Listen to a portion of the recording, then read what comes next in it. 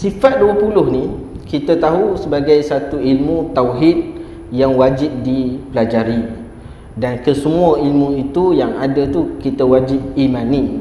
Jadi soalan yang timbul, adakah benar ada pandangan yang mengatakan kalau tak belajar sifat 20 maka imannya tidak sah? Macam mana jawapan dia? Mungkin kekeliruan ini timbul daripada cakap-cakap lah. Orang yang tak mengaji, kerana secara tahqiqnya dalam mazhab Al-Asy'ari, iman seorang muqallid masih sah. Jadi iman seorang yang bertaklid tidak sampai ke tahap ma'rifah itu masih lagi diterima di sisi agama Islam. Jadi tak timbul sebenarnya tak mengaji sifat 20 iman tidak sah. Cuma disebutkan tidak terlepas daripada tardid, tidak terlepas daripada kemungkinan-kemungkinan berbelah bagi dalam akidah. Dan ini betul. Banyak orang yang tidak mengaji akidah akhirnya mudah apabila diuji oleh Allah dengan ujian-ujian kehidupan, mudah keluar daripada Islam dan sebagainya. Jadi sebenarnya kalau hukum orang awam, orang-orang yang mungkin tidak dekat dengan masjid dan sebagainya, kalau mereka tak belajar sifat 20, hukum yang sebenarnya macam mana? Kalau mereka itu kategori ahli nazar, maknanya orang itu berkebolehan untuk berfikir dengan baik. Disebut dalam istilah akidah ahli nazar. Orang itu berkebolehan, berkemampuan berfikir dengan baik, dengan logik misalnya. Apabila dia tidak belajar, maka hukumnya berdosa. Kerana kita ada tanggungjawab selain berakidah, kita ada tanggungjawab menjaga akidah. Jadi tanggungjawab akidah mungkin selesai dengan taklid, tapi tanggungjawab menjaga akidah belum selesai dengan taklid. Maka kewajipan kedua untuk menjaga akidah mesti dengan ilmu. Jadi tidak sesuatu yang tidak sempurna wajib melainkan dengannya, maka yang itu pun wajib. Macam mana kita nak bezakan orang yang ada ahli nazar dengan orang yang tidak ada kemampuan tersebut? Ini secara dia tidak ada ukuran secara jelas. Cuma apabila orang, saya punya ukuran, kalau boleh buat matematik itu sekolah rendah itu maknanya ahli nazar lah. Basically majoriti mukallaf tu adalah ahli nazar lah. Sepatutnya, melainkan kalau kira kali bahagi pun tak boleh nak buat, maka kita kata itu dimaafkan lah. Tapi kalau boleh buat algebra sampai itu semua mengaku tak ahli nazar, tak betul lah. Okey, kalau macam kita kata dalam isu fiqh kan, isu fiqh, apabila seseorang itu melakukan perkara yang membatalkan ibadah dia dalam keadaan dia tak tahu, so di situ ada keuzuran yang diberikan oleh para ulama lah. Tapi kalau dari segi akidah, seseorang yang berpegang dengan akidah yang salah tetapi dia tak tahu itu salah, adakah mempunyai keuzuran yang sama ataupun boleh rosak akidah dia? Kalau dia tidak belajar akidah yang sebenar, maka hukumnya berdosa. Melainkan dia masih dalam proses belajar, maka itu selama dia masih belajar, maka dia boleh dimaafkan. Tapi kalau dia masih dia tidak belajar dan dia pegang akidah yang salah, macam mana? Berdosa lah. Akidah dia tidak sampai ke tahap kufur lagi. Tengok juga akidahnya. Kalau akidah tu bawa kepada kufur, memang kufur lah.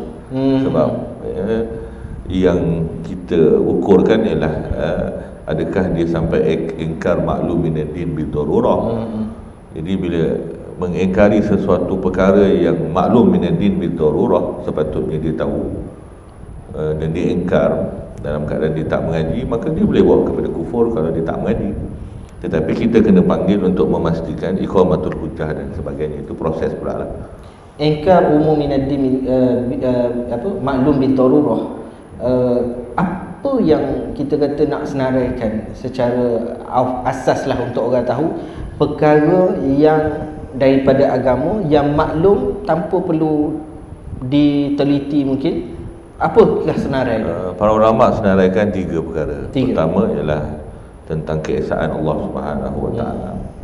Dan yang kedua ialah kerasulan Nabi Muhammad sallallahu alaihi wasallam. Dan yang ketiga ialah perkara seperti syurga dan neraka, pada hari kebangkitan. Itu 3 perkara yang wajib memang usul dalam kita punya rukun iman lah. Rukun iman ada bahagi kepada 2, ada bahagi kepada 3, ada bahagi kepada 6 yang masyhur. Maka itu semua ialah maklum minad din bi darurah, iaitu rukun iman dengan pembahagian 2 kalimah syahadah itulah, Allah dan Rasulullah SAW, ataupun 3 termasuk juga dengan hari kiamat, yang merupakan apa yang dibawa datang oleh Nabi SAW, dan yang hadis yang Jibril. Itulah pecahan rukun iman yang paling akhir lah, iaitu 6 perkara yang masyhur lah. So yang detail daripada perbahasan tentang Allah, Rasul, hari kiamat itu dah masuk pada perkara furu'. Betul. Dia panggil kita sepatutnya tahu secara terperinci, tetapi mengingkarinya tidak sampai kepada kekufuran kalau kita masih belajar. Maknanya selagi mana kita belajar, maka kita terlepas daripada dipersalahkan. Tapi kalau kita sudah berhenti belajar, maka benda-benda yang sepatutnya kita percaya, kita ingkar. Ingkar ni dia bukan tak tahu. Bila bagi tahu, dia tolak. Maka itu boleh bawa kepada kekufuran. Oh, jadi beza di antara orang yang tak tahu, yang menolak, dengan orang yang diberitahu tapi dia tolak. Betul. Memang ada beza antara dia tidak tahu dan dia ingkar setelah dia beritahu. Ada beza. Yang kita ukurkan jadi kufur itu ingkar setelah dia beritahu. Setelah diberitahu, tapi masih mengingkari. Masih mengingkarinya setelah didatangkan hujah, apa dalil-dalil yang sepatutnya dia percaya, seperti ada malaikat Jibril misalnya. Kalau jahil mungkin jahil, tak tahu, tapi tiba-tiba kita kata ada malaikat Jibril, dia kata tak, mana ada malaikat Jibril. Jadi kita mendirikan hujah. Al-Quran ada, sunnah ada, ijma' ada. Dia ingkar juga, kafir. Okey, kita cerita tentang akidah, hukum dia antara fasik, Islam, kafir dan sebagainya. Adakah seseorang yang salah dari segi akidah dia, kita boleh kafirkan dia, atau ada kaedah ataupun prosedur yang tertentu sebenarnya? Kesalahan dalam akidah dia ada beberapa tahap lah, ya. Adakah kesalahan dalam akidah itu dalam masalah usul yang bertentangan, yang keluar daripada agama, ataupun bertentangan dengan ahli sunnah wal jamaah. Jadi kita kena tengok, adakah masalah salah akidah itu bertentangan dengan akidah Islam ataupun akidah ahli sunnah wal jamaah. Kalau bertentangan dengan akidah ahli sunnah wal jamaah disebut sebagai bid'ah. Bid'ah yang sesat lah. Tapi bila bertentangan dengan akidah Islam, makna ijma' seluruh fahaman seluruh firqah Islam, ijma' benda itu, dia menyalahinya, maka kafir lah. Kita yang mengkafirkan ke? Kafir ini sebenarnya ada dua tahap. Kafir dia di sisi Allah Subhanahu Wa Taala tu kita tak tahu. Kedudukan. Tetapi kafir di sisi masyarakat, ini fungsi kedudukannya ialah kedudukan qadi, mufti, yang hakim. Dialah yang menentukan orang itu kafir ataupun bid'ah dan sebagainya. Jadi sebenarnya kalau kita kata perbahasan itu, kalau kita kata ini akidah yang salah boleh membawa pada kufur, tetapi kalau orang yang berakidah itu, kita tidaklah mengkufurkan dia, tetapi hakim, betul, mahkamah dan sebagainya. Kita tak tahu sebab kekufuran ini kembali kepada ingkar tadi. Ingkar maklum minad din bi darurah. Dia ingkar benda patut dia percaya, dia tahu secara mesti dan pasti dalam agama. Secara darurah tu mesti dan pasti, patut dan memang pasti tahulah. Kalau dia ingkar, maka kafir di situ. Cuma banyak fahaman-fahaman bid'ah adakah melazimi ingkar itu. Jadi perkataan seseorang dia boleh melazimi ingkar, tetapi melazimi itu dengan luzum yang dekat ataupun luzum yang jauh. Kelaziman yang dekat dipanggil lazim bayin ataupun lazim yang sangat jelas, apa dia cakap itu memang mengingkari, ataupun dia cakap itu kelazimannya ada 2-3 lapis. Contoh dia mengatakan Tuhan atas langit. Tuhan atas langit ni agak mana masalah dia? Menyamakan dengan makhluk. Itu yang natijah dia. Tapi nak sampai ke belum lagi sampai menafikan keesaan Allah. So nak sampai menafikan keesaan Allah itu yang merupakan maklum minadin bidurrah tu, tengok berapa lapis. Kalau terus perkataan dia itu terus melazimkan dia mengingkari keesaan Allah, kafir. Tapi dia ada berapa tahap nak sampai ke situ, maka di situ dipanggil sebagai bid'ah. Bid'ah akidah lah. Bid'ah akidah lah. Jadi berkenaan kita nak balik kepada sifat 20, sejak disusun dan sebenarnya inilah akidah yang kita kata yang diajarkan oleh para rasul dan para sahabat, kemudian tabi'in dan sebagainya. Akidah yang sama, kita bukan bawa akidah yang baru, tapi disusun perbahasan itu sifat 20 sejak 1000 tahun yang lalu. Ada ke golongan yang menolak dan mentahmah sifat 20? Secara ilmu memang ada. Tidak sunyi ilmu Asy'ariyah ni, kita panggil ilmu akidah mazhab Asy'ariyah dan Maturidiyah ini daripada kritikan. Terutamanya mereka yang menisbahkan diri kepada ahli hadis secara umumnya dan secara khususnya pengikut Ibnu Taimiyah, Syekh Ibnu Taimiyah, atas alasan pengajian sifat 20 ini atau mazhab al-Asy'ari ini ialah ilmu kalam. Maknanya kerana ada di sana kritikan salafus soleh terhadap ilmu kalam, maka dijadikan sasaran kritikan salafus soleh terhadap ilmu kalam juga termasuk kepada mazhab al-Asy'ari dan Maturidi.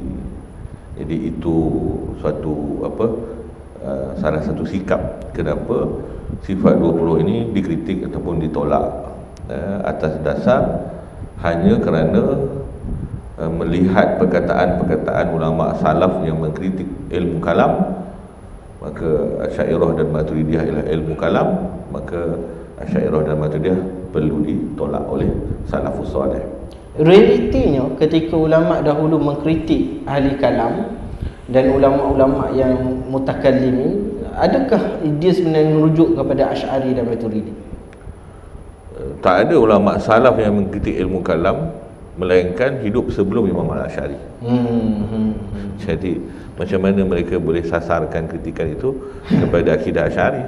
Tapi orang sekarang ambil kalam itu untuk tikam Asy'ariyah, tikam Maturidiyah.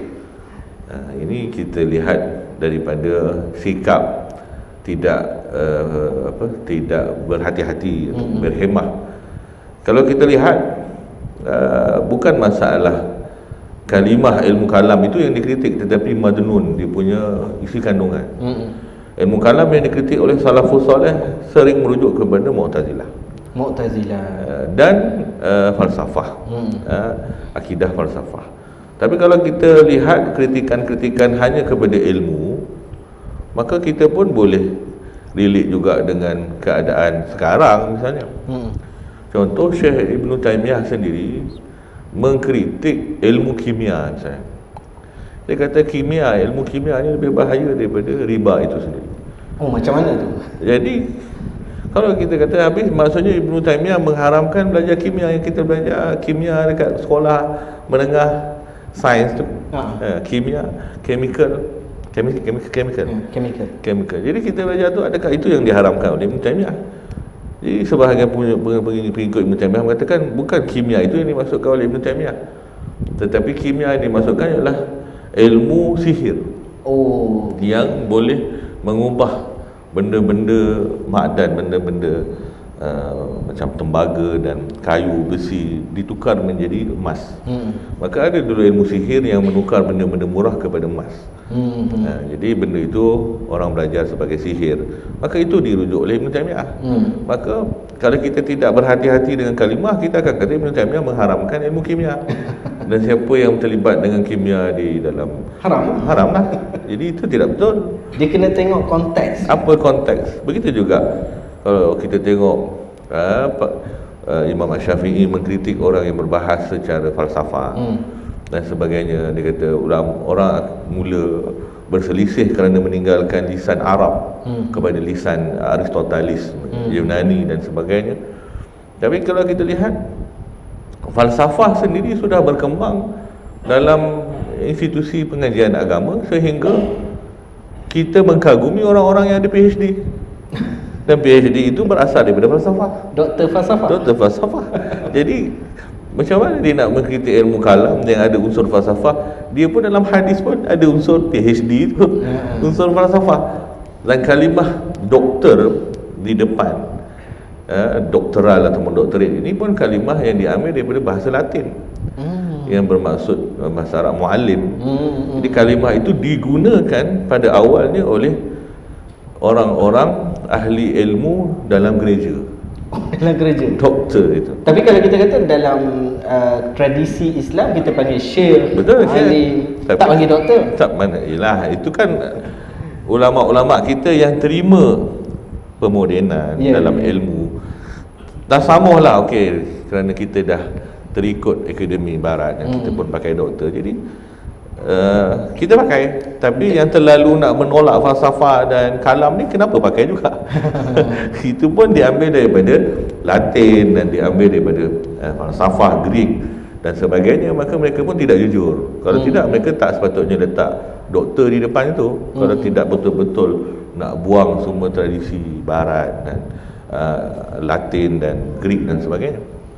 Okey, jadi kita nak lebih ke perbahasan yang lebih jelas tentang sifat 20 ni. Sifat 20 dalam perbahasan, ada sifat yang dikatakan dalil aklinya lebih kuat daripada dalil naqli, dalil akal lebih kuat daripada dalil nas Al-Quran hadis.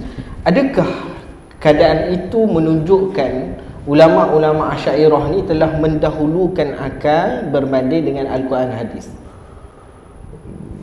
Dia bukan masalah dalil akli lebih kuat daripada akli. Tidak begitu. Sebenarnya ada dua perbahasan. Perbahasan pertama ialah dari sudut istimbat, bagaimana kita talaki, masdar talaki, bagaimana kita ambil akidah itu. Maka Asy'ariyah dan Maturidiyah memang ambil akidah daripada kitab, sunnah dan ijma'. Asy'ariyah sendiri tetap ambil Al-Quran, sunnah dengan ijma'. Itu adalah pegangan. Ini ialah daripada mana kita ambil. Maknanya dikafirkan kalau menolak akidah yang sabit dengan kitab, sunnah dan ijma'. Okey.